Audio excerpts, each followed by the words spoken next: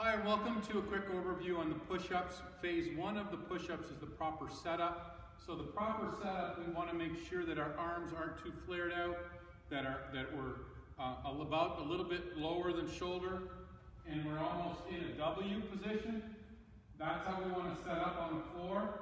So that's the proper setup. Part two of the setup is you want to make sure that everything is tight into this position.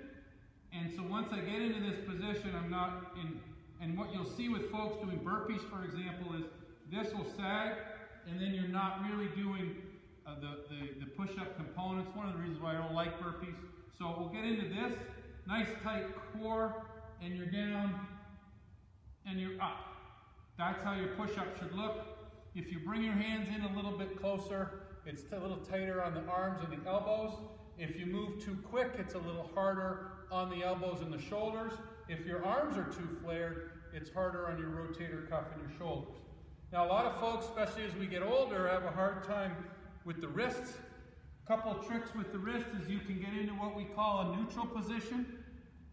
So instead of your hands flat, you can use dumbbells. And now you're in this position. It takes some of that strain off your wrist. The other thing, if you don't have dumbbells, is I've used all kinds of stuff, shoes, books. You get your thumb up a little bit and you put your hands, the base of your hand, you come on in here on this, Jamie, so you can see that my hand is actually, my thumb is being elevated. You can see that position here, so I move that out wide, and that takes a lot of the strain off the wrist.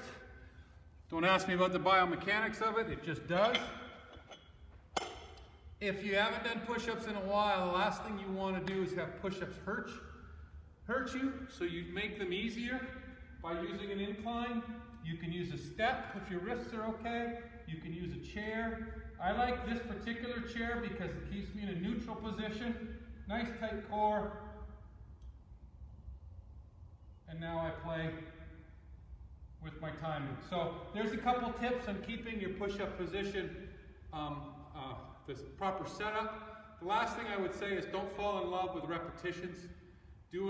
Slowing things down, and we'll talk about them in the next phase. Speeding things up leads to injury, slowing things down leads to muscle recruitment and building your body up. So that's phase one of the setup for the push-up.